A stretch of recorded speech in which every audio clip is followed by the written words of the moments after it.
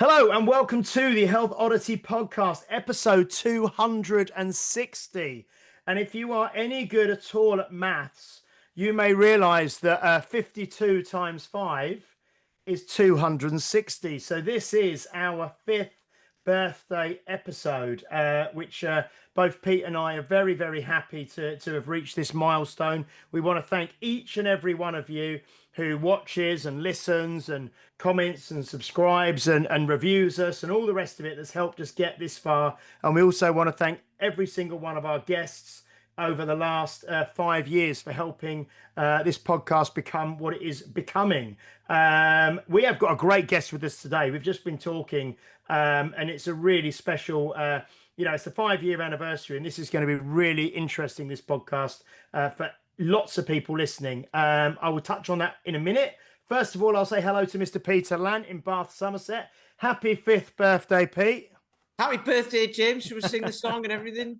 Look, I've even got my, got this up for the celebration background. Okay. And if you are listening on the day of release, it's the 22nd of August. So we are well and truly kind of in the middle of the kind of summer holidays in England. And you may be listening. How was your holiday, James? It was lovely, thank you. We've both been on holiday, haven't we? We have. You may be listening to this on holiday somewhere. You may be listening to this in the garden, But yes, thank you for helping us get to this point. Now, we are rejoined today by Dr. Nancy Allen. Hello, Dr. Nancy. You okay? Peter and James, I'm absolutely delighted to be back on air with you live. It's an absolute joy. Really enjoyed recording the previous podcast, and I'm back for more. So I believe you've got some questions lined up from your listeners. We have indeed. I will just say, if you haven't listened to Nancy's first episode, that was episode 249. So it was about 3 months ago when the last episode came out. And I'll just give a plug at the start. If you are on Instagram, you can go to @gpdirectonline.co.uk on Instagram. And that is where Dr. Nancy Allen is on there. We had a great episode last time. So if you do want to go back, we did quite a lot of talking around dementia last time. It was a really interesting podcast. We had lots and lots of good feedback. So we've got Dr. Nancy Allen back on with us. And we also did Pete, I should say, did like an Excel. I'm terrible with technology. Is it an Excel spreadsheet or something? It was a Google form. A Google form. Okay. Same thing. Google form. And we got some questions come through to speak to Dr. Nancy about today. But before we go into questions, I think Nancy's just mentioned to Pete that since our last podcast, where Dr. Nancy Allen was talking about the importance of tracking your biomarkers, and Nancy was talking about the rings that you can wear that sync with an app on your phone. Pete went out and bought himself one of the rings. Yep. And he's holding up his middle finger. But Pete went out and bought one of the rings. And yeah, you're enjoying that, aren't you, Pete? Tracking on there. I'm loving it. Yeah. No, honestly, it's quite addictive. Every morning I get up and I'm like, how was my sleep and all of that? But I did. I sent the link to Steph as well. So I don't know if she bought one. And Elise, who came on the walk with you guys as well. So so a few people have asked, because it's weird with these things because people don't know what to get, because everyone says, oh, have you got an Aura ring? And I'm like, no, it's not, because they're 350 quid and you have to pay for the app as well. Whereas this was, and I know you can get them really cheap now, but this was 35 quid off Amazon. Well, the last I checked on Amazon last week, it was down to £16, but I haven't tried that particular one. The one I wear is just £30 off Amazon. Yeah, it's so people have asked me which one it is, and I'm like, it hasn't got a name. They're just quite generic, aren't they? But I mean, the technology's all there now. Yeah. Somebody did complain about this one in the comments on Amazon because you had to charge it up every 5 days instead of once a week. And I'm like, if they can get a battery in there that you can charge up, I'm happy with that. Have you seen the size of it? It's tiny. Excellent. So I suppose then, Nancy, should we just crack on with some of these questions? There is a bit of a theme around quite a few of them. And obviously, we were just talking before coming on. I had a full kind of blood panel done recently a blood test that I did privately for things like it's got all the cholesterol, testosterone, PSA on there, and we'll talk maybe a little bit later on about blood tests, because one of the themes, if you like, of the first time you were on was people taking personal responsibility for their own health, and maybe, you know, tracking things themselves, and you know, looking at what they can do themselves rather than relying on the NHS or someone else to kind of fix them or help them out, you know, and what we can do. Yeah, the thing is, James, a lot of these serious health conditions are silent, and by the time you know about it, it's too late. You know, Mm, so tracking it now, and like you said, for £30 or whatever, it is well worth it. Or even doing an annual blood check independently that goes possibly into more depth would be even more beneficial than when you leave it until you have a mini stroke or chest pain or whatever. It's too late by then. So the questions, if we, because there's a kind of a theme around, there's quite a lot of questions around cholesterol and Yes, statins, yes. which is obviously a kind of a common treatment for that. And when I did my blood test recently, like I said, my LDL was high, but the kind of the ratio was normal, and things like that. But there's questions. So I'll just talk, I'll give you a few questions and you can kind of tackle them in the order you think makes most sense. Um, does a cholesterol over 5 mean that you need to do something? Mm. What about hereditary cholesterol? So where you have a history of high cholesterol in the family, but when your parent had a poor lifestyle and you don't, how much impact does dietary cholesterol have on the number of, you know, the actual amount of cholesterol you have in your body? And does your cholesterol number naturally increase with age? And then also there was a question around, a kind of a general question around statins as well. So they're all obviously linked, but whichever way you want to kind of tackle this is, you know, it's up to you, Yeah. Nancy. Okay. So the holy grail that we use in British UK medicine is online. It's a tool we use. It's called the Q Risk 3 factor. And it's online. It's called qrisk3.org. So if anybody online's got their phone, just pop in Google qrisk3.org, and that is a tool where we stratify your risk of having a stroke or a cardiovascular disease according to your age, your family history background. If anybody below the age of 60 has had it, that again increases your risk. If you take alcohol, you're at higher risk, for example, if you have erectile dysfunction in men, people with severe mental health disease as well.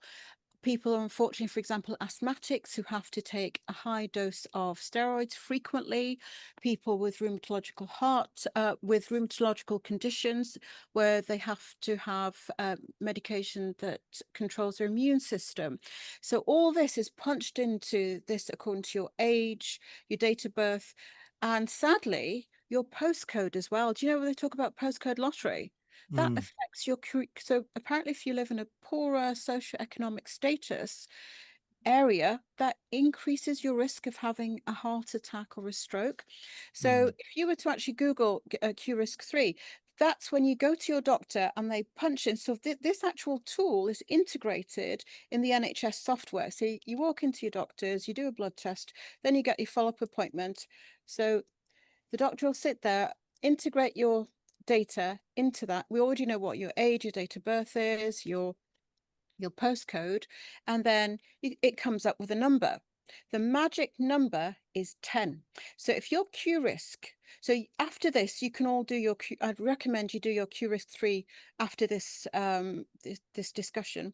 Uh, mm, if your magic number is above 10, that means you do have a high risk above 10% of having, over the next 10 years, of some sort of adverse cardiovascular event or stroke. So mm, that's when we would go in and recommend you start a statin. It's mm. evidence-based and science-based, and that's a tool we would approach. Now, it doesn't really apply if you already are a diabetic because your risk is high anyway. If you've already had a heart attack, your risk is high anyway.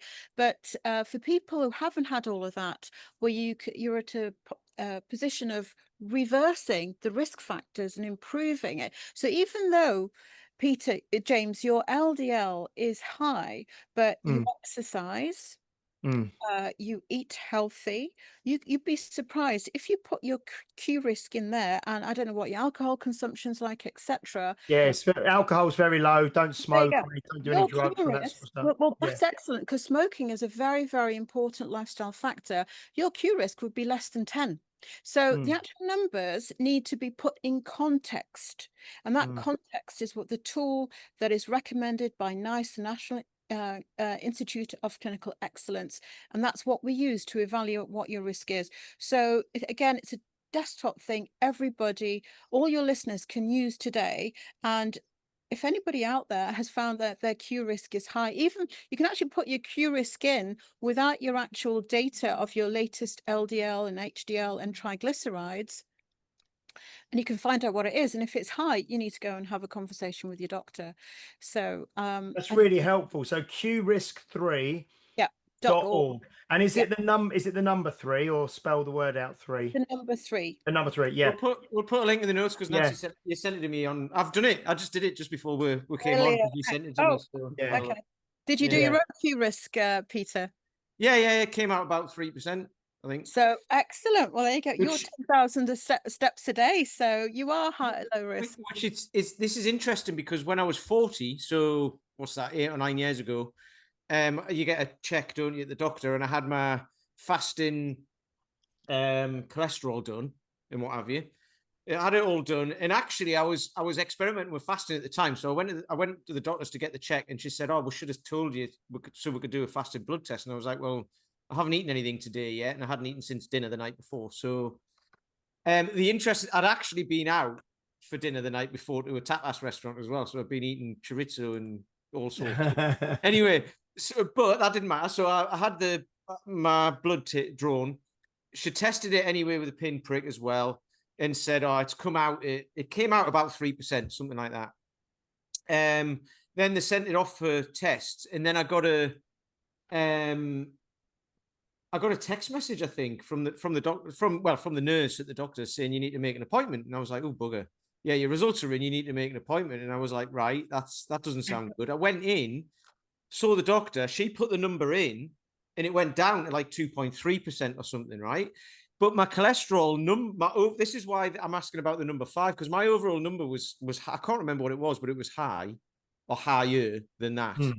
But it actually made it go down. So she was saying, "I don't know why you're here." But then she did also say, "However, in about 5 or 6 years' time, we might have to talk about statins, because you'll be at that age." And I was like, I don't understand that. So I wasn't happy about that, but I was happy with the fact that it was a really low number. So as in I'm exactly the same, Peter. My cholesterol, drum roll, is 7.5. The last time I checked. Oh no, we better finish this conversation quickly, because you might. No, but my Q risk is 2.5. So my GP's, Nancy, do continue doing whatever you're doing. You don't need to start a statin or anything. So mine's 7.28. Well, join the 7 club. But like you say, if your overall Q risk is below 10, then you shouldn't just be stuck on statins. You shouldn't actually need to start a statin if you're not diabetic, or if you actually haven't got high blood pressure, you haven't had a cardiovascular event. Yes, if your statin's high, then you need to work on your lifestyle. So like exercise more, walk more. I don't know what more I could do, but I think, it doesn't necessarily mean that, according to the Q risk, that I need to start a statin, and I'm at high risk of anything else. So it's that's interesting, because the question about the 5 was mine, and I'm asking for a specific reason, because my partner Sean is menopausal and that, and her cholesterol's elevated apparently, but it's probably similar to yours. It might even be less. And they've spoke about statins with her, and she eats what I eat, and she walks like I walk, and that she doesn't lift weights or anything like that, which she probably should, but I'm not going to tell her that, she'll figure that out for herself. But she's really worried about what it looks like in 10 years time or 20 years time, which is also the thing of, does it increase? I know it can increase with menopause, it can increase with age apparently, but there's this number in my head definitely, which is 5. And I don't know where that comes from. I'll explain. So you go to your doctor, we get a panel of blood tests, anything. So the normal biochemically, but obviously you're not a test tube. So the test tube laboratory standardized ratio would be less than 5 millimoles per liter. That's where the 5 comes from. But then we take that 5 and put it in context of where you are in life, what your lifestyle is, and etc. And it's that context where we calculate your risk. So in an ideal world, it should be less than 5. But if my risk is less than, is 2.5%, it doesn't really mean clinically that I'm at risk of having a cardiovascular event or a stroke and etc. So so it's a difference between a biochemical lab result and the context of it in real life. So I would share the Q risk free factor with her, which can put it in and then see what it is. And then she can go back to her doctor who said, well, actually, here's my Q risk, doctor. So there you go. Put that in your pipe and smoke. And that might actually settle her mind as well, Pete, mightn't it? If she does and it comes out like under 10, which because I'm giving away the whole family history here, but she gets worried because her dad's diabetic, but he's type 2 diabetic and he's got a terrible diet. He's very sporty. He's coached sport his whole life, but he eats so many carbs. It's unbelievable. Like he's one of those people who's up and down on the carb thing, so he's eating all day long. Well, you know what? I'm glad you've mentioned carbs because we haven't actually discussed triglycerides. And I think triglycerides are such a high indicator as well, a predictive factor of having some sort of adverse event. So what are triglycerides? Everybody talks about cholesterol, but what about triglycerides? They're another precursor as well of metabolic disease like fatty acid, for example, like a liver disease where you can get non-alcoholic liver disease due to excess triglycerides. So what are triglycerides? If you think of them, they're like little packets of fat that your body utilizes for energy. So, and they come from carbs. So if you have too many carbs, your liver digests them and it puts them digest them into sugars, glucose. So if you have like pasta, wheat, too many carbs, and then into fats, the fatty acids. And then if you eat more than what your body needs, all these fatty acids join up and become glycerol. And then the glycerol is converted into, which is a type of a sugar alcohol. And that's what increases your triglycerides. So triglycerides are also quite a good indicator of how bad your diet is. So if you've got high triglycerides, that means you really need to cut back on your carbs. So even though my cholesterol was 7.5, my triglycerides were really low. They were 0.3 because I do have a low carb diet. So that was more of a reassurance, and that helped me keep my Q risk factor at the 2.5%. So your father-in-law, Peter, it's a shame that he, even though he exercises, the other parts of the equation is having, you are what you eat. It's fuel. You're fueling your body. You need to put in the right amount of food, which is again low carb. And I really love high protein that because it's more satiating and etc. It feeds the muscles, all the amino acids. So that's and it keeps your Q risk down. Well, he's how old is he? 75 or something, and he won't be told. He just won't. So he's not a lost cause. That sounds horrible, but it's not. That's not going to happen. But she really worries about it because she's like, well, that's another thing. Is it hereditary? Because it's just like, well, it's in the family, and his cholesterol's like 3, but he's on statins. But that's because he's diet. All of these things. This is what she's really worried about. I'm like, he has got these risks, therefore he is. This is where my head is now. I couldn't tell her this before. I couldn't explain it to her because I don't know. But it's like, well, he's diabetic. He's older as well. And like all of everything you've just said there makes sense. And it's like, that is why he is at that point. Exactly. And this is why you won't be at that point if you live like you do now. My dad was a type 2 diabetic, and it put the fear of God in me, like seeing him inject insulin and And I just didn't want to do that. So you can have a hereditary legacy, but change your genotype by what you eat. You can reprogram your gut microbiome, your lifestyle, and reduce your risk. So had I continued to have a high sugar diet, high carb diet, high triglycerides. So your father-in-law, if you think of him, he's type 2 diabetic. His cholesterol's low artificially due to the statin, but then he's got high triglycerides. He probably has fatty liver disease as well. Non-alcoholic fatty liver disease, probably looking Yeah, possibly. telling me.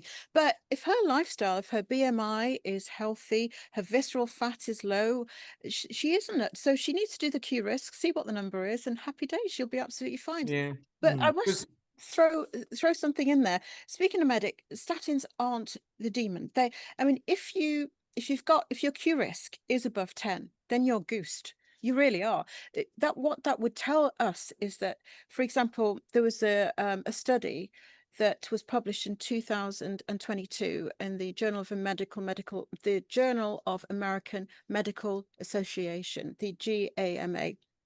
They did a study on 130,000 people, and they showed that statins will reduce the risk of having a heart attack by 38% in the first year. wow, okay. A stroke by 24% if your Q risk is above 10%. So they're a lifesaver, which is why you go to your doctor, they punch the number in, and sometimes, like your father-in-law, he probably has to be on a statin because he's already a type 2 diabetic. So metabolically, unfortunately, it's a lifesaver for him.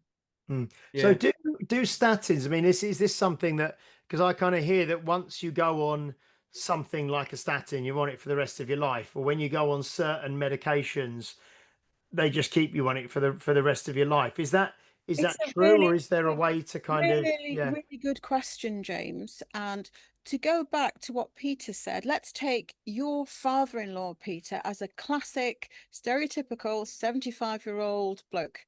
What did you say about him? He won't listen. He won't change his diet, will he? No, not at all. So to answer your question, Joe, if somebody's like Peter's father-in-law, then he's just going to be in it because he just won't change his ways. He won't listen. But if it's somebody who's willing to, and I've had a chap actually, he was only ever one patient. A year ago, he was on something like 7 different tablets. He was on a statin, he was on blood pressure tablets, he was on water tablets, he was overweight, his BMI, and then he walked in 12 months later and he was slim and tall. And I looked at him and, you could see that I was speechless. My jaw, what's happened? Because he looked so slim. As well, I've had a midlife change of life. Well, he got divorced. He found a new partner. He changed his eating style. He brought his type 2 diabetes into remission by eating healthy. And he's lost about 3 or 4 stone in weight, slim, fit. He walked every day and he said, "Doctor, my blood pressure's fine now. My blood sugars are fine now. Do I need to be on these medications?" His cholesterol was fine. And looked, I tried to find a reason to keep him on the meds and I couldn't justify it. So he walked out and I'd sort of just stop. And I said, if anything changes, you might have to go back. So does that answer your question? That if you do implement the lifestyle advice, and lifestyle factors is so important, it dictates literally your future health and your lifespan. So they're 2 opposite ends of the spectrum, and it is so easy to dictate and control your future health by just walking and clean eating and exercising like we were in the cave.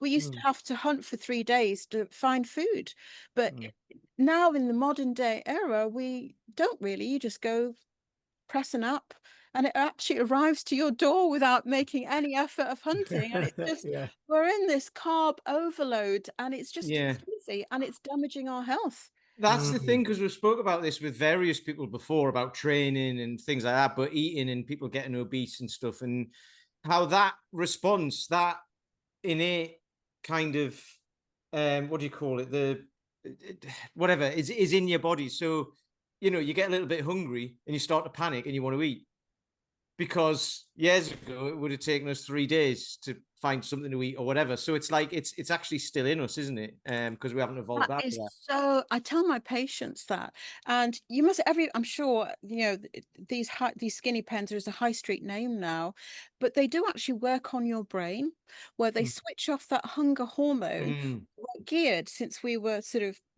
used to live in the cave, where your body thinks there's no food, you get a bit hungry, you start storing food and overeating, because they know that you might be at risk of having, going into a famine, and you'll spend 3 days hunting for food. So unfortunately, food is so abundant, so ultra processed, so available and unhealthy, that unfortunately we are becoming an obese society.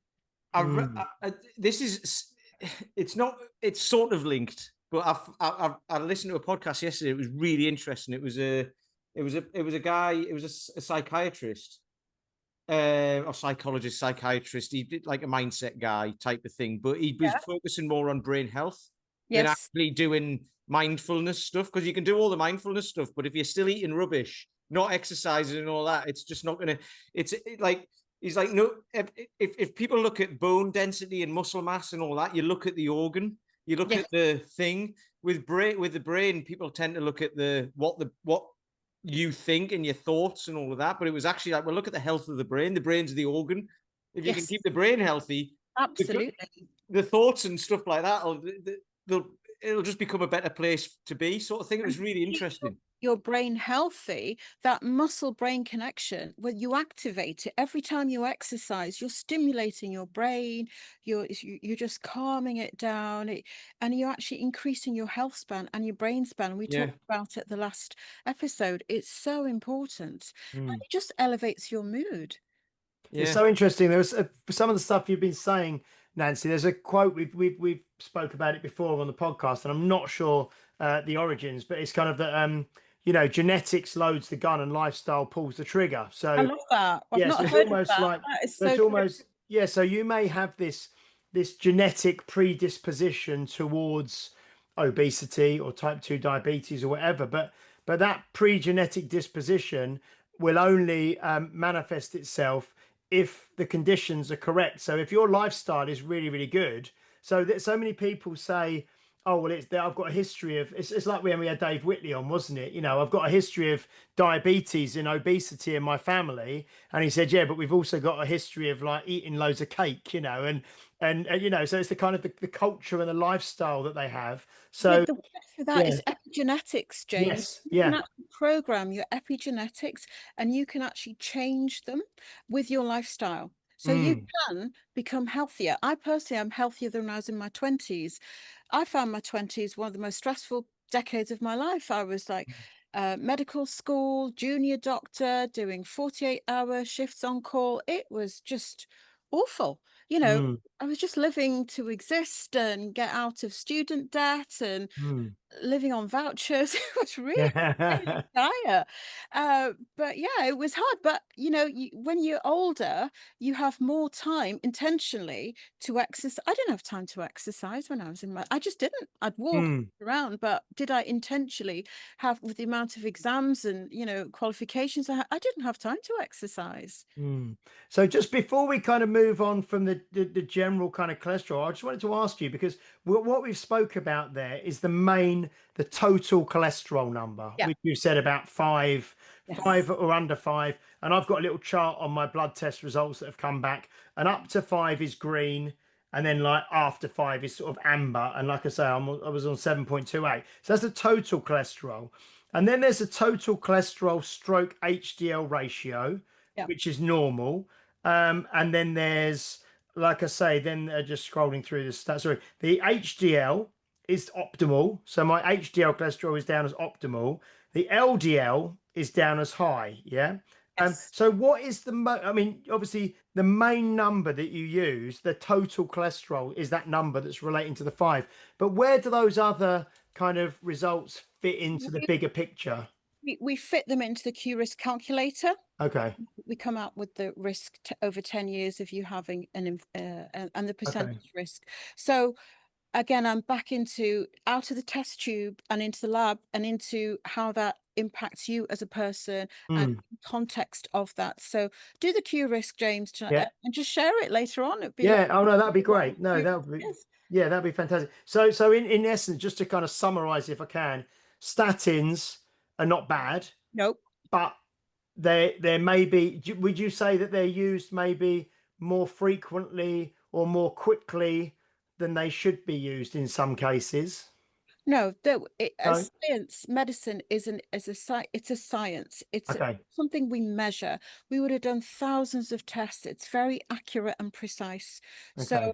and it's evidence-based. So based on that formula, in context of who you are, where you are, your gender, your risk factors, alcohol, smoking, etc., that is all taken into account as Okay, so it all comes down to that Q risk 3 yes, score. yeah. Brilliant. Well, that's amazing, because I know that someone, one of the members at the gym, after the last time you were on, you talked about those sticks that you kind of wee on, and then they tell you if you've got sugar in your urine. Yes, Yeah, yeah, because yeah. and they went and bought loads of sticks and did that, and like you say, Pete went and bought one of the rings and he's using that, and I think that Q risk thing is really great. I mean, and that's Yes. something that everyone can And do it's free. for free online. It's Yeah, free, yeah. yeah. It's great. But this is what's good about it as well, because even if a doctor is like my doctor said to me, we might have to talk about statins in 5 or 6 years because of your age. You know, I was like, well, You go back to him and I say, don't think so. But yeah, we can go "My back and goodness, say it's why?" fine. You know, he wouldn't. Yeah. He probably wouldn't. You'll both be on the same hymn sheet, so there Yeah. won't be any discussion there. No, Yeah. exactly. Yeah, I like that. Excellent. But So, also very go on. quickly, because another thing Sean did as soon as this thing came back was as soon as she'd been to the doctor and your cholesterol's high and everything, is she stopped eating cheese and she stopped like all of this stuff. And I was like, it's fine. It is fine. You know, it'd be like, we'd be having something and I'd be like, do you want a bit of cheese on that? She'd be like, no, thanks. No, I'm cutting that out and I'm cutting this out. And she's to doing stop. what she's been told. Yeah. But how much does so this is the thing, how, and you've spoke about this a little bit already about eating lots of carbs or something, and it you know, your liver Triglycerides. produces Yeah. cholesterol, doesn't it, and all of that. So how much does actually what you eat, and I mean in terms of people think of things like cheese and yogurt and like, well, dairy and Eggs, isn't it, as prawns well? and eggs and That's or I so mean we spoke about eggs last time. I mean, I load up on eggs. I Of love it. course. Yeah. But You are what you eat. I will say you can't sort of exercise and do X, Y, and then just eat McDonald's. yeah. You are still at high risk. You're really messing up your body metabolically. And believe it or not, there are a lot of some of my patients are stick thin, and they've got a really high cholesterol, and their Q Yeah. risk is excessively high because it's that high. Like I had a former ballerina, and she was now in her 60s, and she was type 2 diabetic because her cholesterol was so high, and she burnt off the calories, but her metabolic consumption was, she wasn't fueling her body with the right amount of food, the right quality of food. So yes, so I'd switch to low fat cheese and low carbs. Carbs are really sort of I think the bane of a lot of things metabolically. They just raise your profile and your risk of everything. So if she does the Q risk, and yes, switch to things like, if she can, low fat cheeses, and just so normal standard fat cheese is quite high, and oils. I think every household now has an air fryer. I'd stick to air fried food, grilled food generally as much as possible. And just clean, basic whole food diet. Yeah, So fresh fruit, fresh going back vegetables. to when we Yeah, were in the cave, literally, yeah. if you can't see it and catch it, then and farm it, then I won't eat it. And I like eating whole food. Excellent. So one of the other questions we had was around, Pete, you've got it. Do you want to read it? It was Oh around yeah, the I've just kid- had a vision now of people like Nancy said, if you can't catch it, so there'll be people chasing Uber drivers around all over the place. I caught him, so now I can eat that. Anyway, not the Uber drivers. the kidney one, I think. Not Uber drivers. You know what I mean. Just Eat and Deliveroo and those. Yeah, them ones. Yeah. Okay. Right. So, question from James. It's quite a long one, but we'll stick with me. Fire away. James, who suffers from kidney failure, undertakes PD dialysis, but was otherwise in fairly good health. He goes to the gym, and his kidney team are fine with him exercising, and he's sensible with loads. So purely from a health perspective, when it comes to weight training, is there a minimum effective dose, or does the Pareto principle apply, i.e. putting 20% of effort gets 80% of results? Well, first of all, we need to celebrate James. Like, wow. James, he's got kidney failure and he's on PD. So what is PD? It's something called peritoneal dialysis. What's that? So he has to go on dialysis every single day of his life. He's not on one of those machines where you go into the hospital, get hooked up, and your blood gets changed once a week. This is a daily thing. There's two types. There's continuous dialysis. Sorry about that. There's continuous dialysis that happens overnight over a course of 8 to 10 hours. And there is also ambulatory dialysis where he gets hooked up and it happens in his tummy, where they put the exchange solution to clear out all the toxins, and he gets an exchange 3 or 4 times a day. And each time he does a cycle, it lasts about between 30 to 40 minutes. So I just want you to 1 minute, just for a second there, put yourself in James's shoes and the commitment James has to being healthy. And on top of the burden of doing that, he hasn't resigned and said, oh no, I've got this, I'm not going to bother. He's actually making a daily effort to weight train and be healthy. I really admire his mindset, because I worked on a dialysis ward when I was a junior doctor, and I've never come across anybody like James. So I'd love to, James, reach out to us, tell us more. It's quite inspirational. What can we say? We have great listeners, don't we? It's just the way it goes. Really awesome. What a guy. Wow. If you could send in a picture, you need to yeah, well, we'll get him on. As a medic. I am talking as a medic, so kudos to James. So to answer his question, he's in a unique situation. He's beyond my sort of expertise as a generalist to advise him. He has to really consult his renal team what would work with him, but I don't know what his renal function's like. I'm not a renal specialist, but generally speaking, obviously there are benefits to exercising. I wouldn't be able to answer that question, to be very honest, regarding somebody who has kidney failure. I'm not sure exactly. Yeah, no, because that's a very specific question for a very specific person, and like you say, you can't give general advice to something so specific. But like you say, well done to James. And like you say, he is obviously consulting regularly with this team of specialists. So like you've said as well, it's like you can't give advice, but like on that specific thing. However, wanting to carry on in that situation is he is a real hero and trooper. Yeah, you need to interview him. I don't know who it is, so we're throwing it out there now. Get in touch, James, and we'll have you on. Please do. Wow. No, that's great. And having said that though, and this is connected, but there's a lady who comes on. So I've got a walking group, and there's a lady who comes on that, and it's not from walking, specific, like only, because she did change her diet and lifestyle and things like that, and she goes to the gym and everything.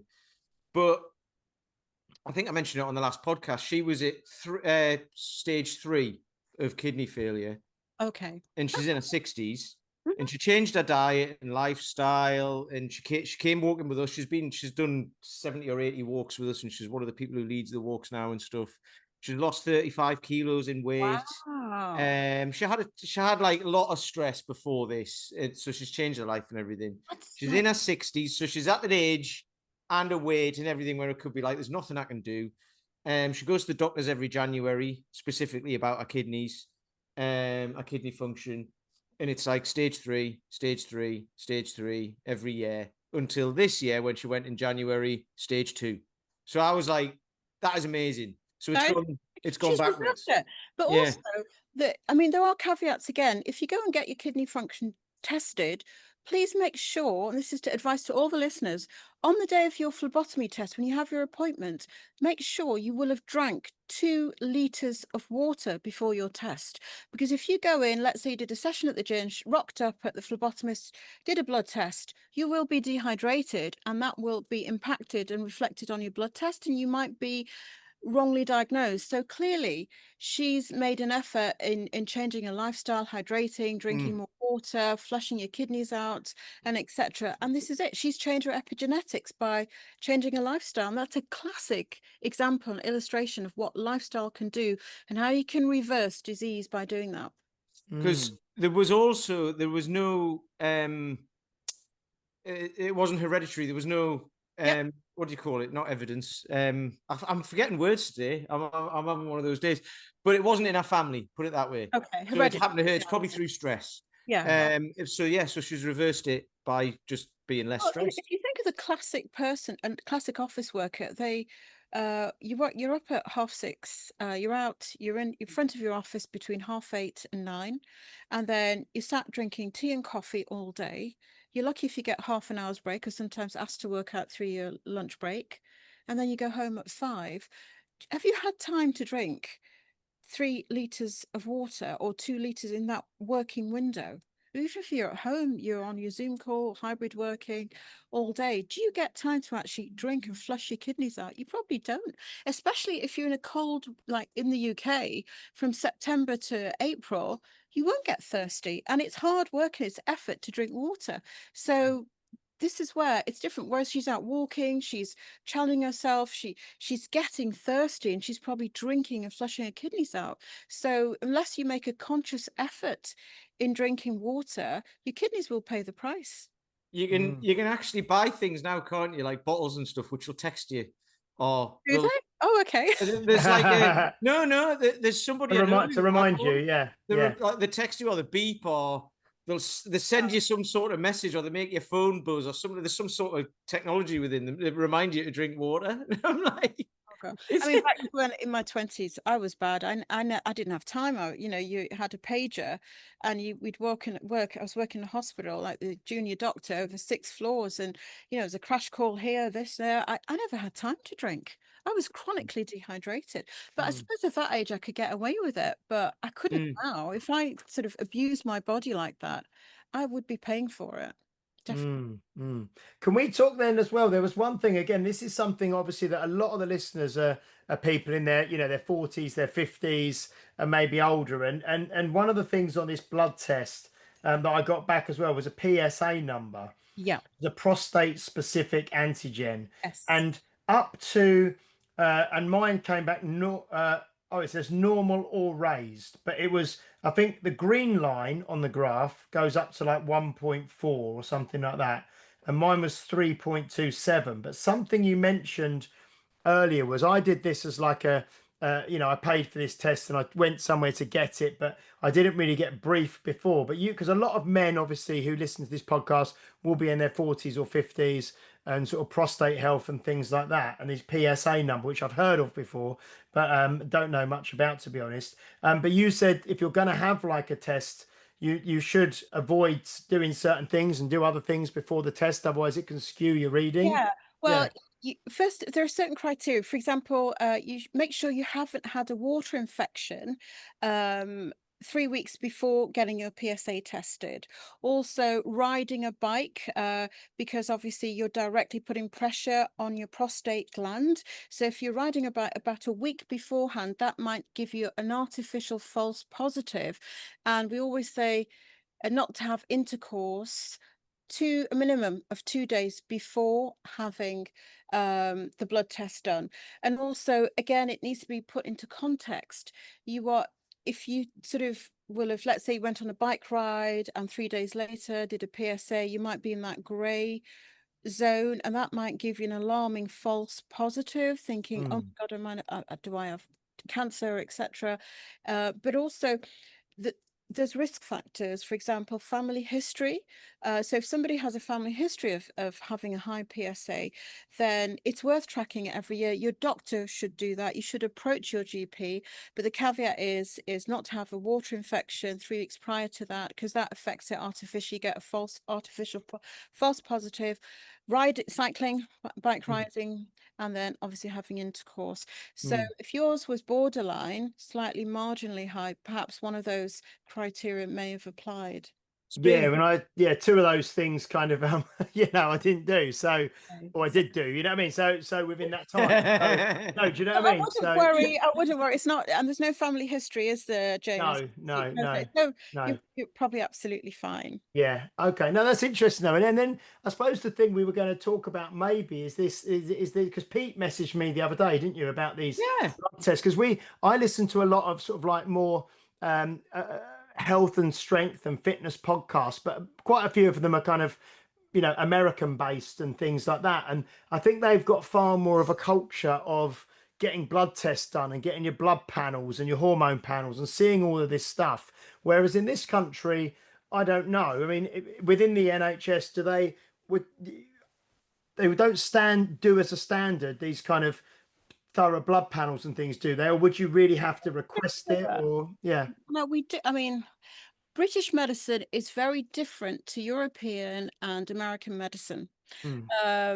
We are more evidence-based, whereas in America, it's all private, isn't it? So before anything, they'll get a full body MRI. It doesn't cost the doctor anything, and it's detracted from clinical skills and etc. Whereas we are, it's a free service we operate in the UK, and it's more of a social based. So we go on evidence-based medicine. So yes, but there are certain things there's a lot you can do, but it's all evidence-based medicine. So certainly get your cholesterol profile done, your thyroid done, your renal functions are very, very important. The doctor will do that free of charge.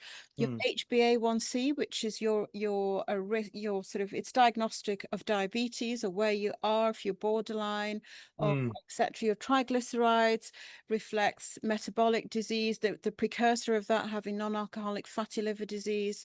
For women, thyroid as well. For women, we don't actually check. This is very different to European and American medicine. For women, for example, they will check their estrogen levels. In the UK, we don't. And there's a reason why you don't do that, is because it fluctuates if you're in the perimenopause. So let's say we took it when it's high, you'll get a false negative. So they'll say, oh no, it's high today, you're not in the menopause or perimenopause. But actually, what if, let's say in 3 days' time, it's low again? So we don't actually check your estrogen level in the menopause or perimenopause. Whereas in America, they do so many tests. I hear, like, when I see on social media, oxidized lipoproteins. I've never even heard of it. We don't actually test these things in the UK. It's different. So our medicine's different. We are more sort of pragmatic, link it to your risk of disease, etc. Is there, I don't know, they come up with all sorts of formula and ideas, and it sells, doesn't it? It's all about generating money and income, whereas here it's more about healthcare. And I will say, I'm sure you've heard on the news about 2 weeks ago, we are the only country in the world that is offering for free for eligible patients skinny pens on the government. The people who are eligible. Not one single country in the Western world offers that. That's how much the NHS cares about. Yes, you have to fit certain criteria, but for people who are at risk, they can get it for free. So like you mentioned, HbA1c. So I've got loads. Everything is pretty much normal on there, so would you recommend, like you say, but with kind of, you can do these things privately now, and I did. I mean, is there a benefit? Like you said, I know you're all about tracking and numbers and knowing where you are with things. Yes.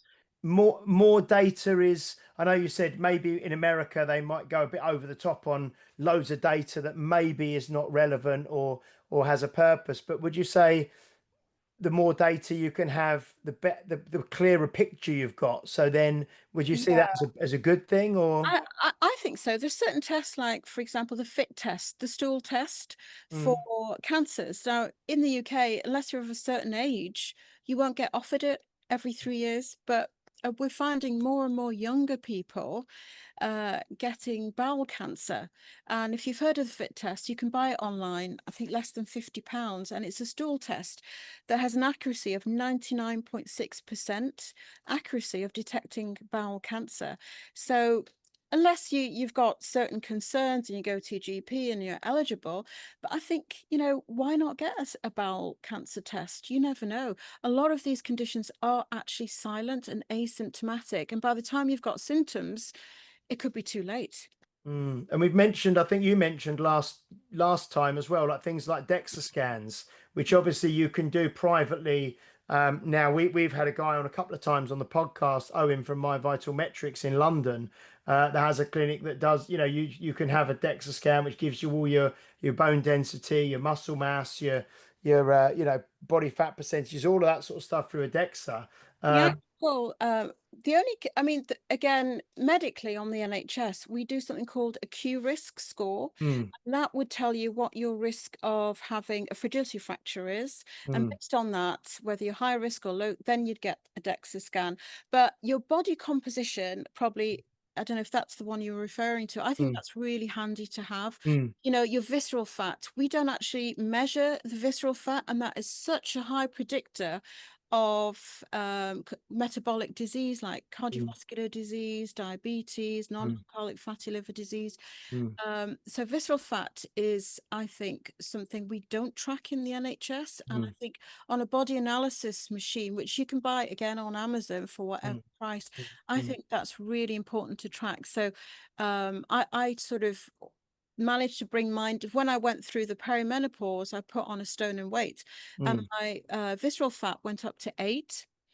But I've been tracking that, and I've brought it right down to virtually 0 now. So it's a good metabolic predictor of adverse disease. So this DEXA that I've done it a few times up there, and it does give you, because I think on the NHS when you go through a DEXA, the reason they really do that is for the bone density, isn't it? It's for the osteoporosis risk and all the rest of it. But when you get the full body composition done on the DEXA as well. So but again, like they say, someone like, if I went into my doctor and asked for a DEXA scan, it's not a wise use of NHS funds, So in that, but for less than £100, you can kind of pay and go and have it done properly somewhere. So again, it's down to, I suppose, that personal responsibility and how much interest you show in it. And if you want to pay out, a lot of these things, like you say, they're not hugely expensive. I mean, I know they are for some people if you're really, really tight, tight for money, but it's only something you might do annually, and it might cost £70 or something, so that's interesting. Or even just an analysis, body, the scales that The actually body do stat analysis. type things. Fat percentage, visceral fat, your skeletal muscle mass, your bone mass. It's really good to just track those and add it in, layer in your blood pressure, your heart rate, how many hours you're sleeping, your oxygen sats. It's all very, very helpful to see your biometric data. Plug it into the Q risk, plug it into all these different tools, and it's fantastic. The FRAX index, sorry, that's the one for bone density, FRAX. So it's www.frax.org, and that will tell you what your risk of having a fragility fracture is. But that's predominantly for women or men, for example, if they had steroid use through inhalers or having an autoimmune disease or whatever. So excellent. No, this has been great. And after this, I know I'm going to go and do my Q risk 3 score and find that out, because that's been brilliant. Any other questions, Pete, before we start to wrap up? No, because that's been really interesting. That was all it. What has been brilliant there is I know a hell of a lot more about statins and cholesterol now than I did. And cool that you're on the same page as your doctor. So yeah, that's cool. So no, that's really interesting. That Q risk thing is great because like I say, I did it earlier. I don't know what my cholesterol numbers are, so when I get my blood work done, that'll be there. But it's just interesting to know, because then you can just use that whenever. It's like the calorie counters and all of this sort. When people are like, I don't know how many calories I'm meant to eat, and it's like, just plug it into there's calculators everywhere. Plug it in, it'll give you a rough number, and then go with that.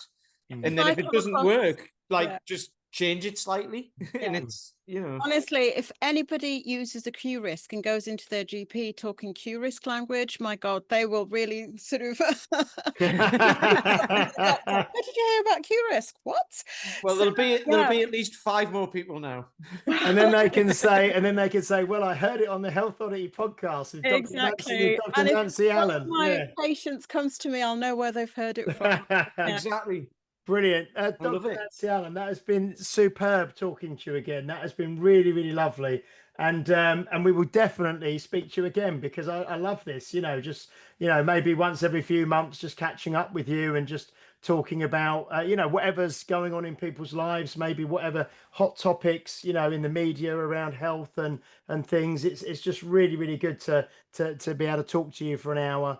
And get your opinions and experience, and hear the science, and I think that's great. qrisk3.org. And just again, like I said at the start, but on Instagram at gpdirectonline.co.uk.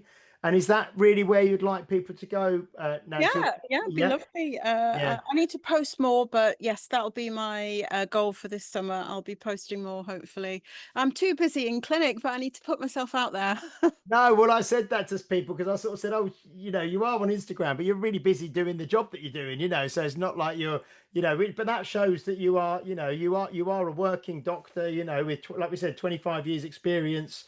You're not sat on social media all day, you're out there dealing with patients and actually doing this stuff in real life, which is fantastic. Thank you so much for joining us on our 5th birthday episode. Oh, it's been awesome, and have a lovely summer. Excellent. Brilliant. Thank you so much, everybody, for watching, listening. Please do leave a review if you're watching or listening on a platform that allows you to do so, especially Apple Podcasts. Give us a subscribe on YouTube as well. We will be back next week with episode 261. Not 100% sure on the guest yet. We are just finalizing a couple of people. So, but we will be back next week. Thank you, Nancy. It's a pleasure. It's been absolutely awesome, guys. Brilliant. Oh, and I did want to ask, you made a comment on Facebook. You said you're looking forward to joining the dynamic duo again, which is Batman and Robin. Yeah. Which one's Batman and which one's Robin? I've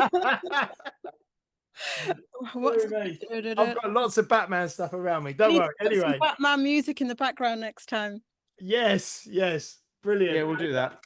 I might put that on at the end. Yeah. Thank you, Nancy. Thank you, Pete. Have a great summer.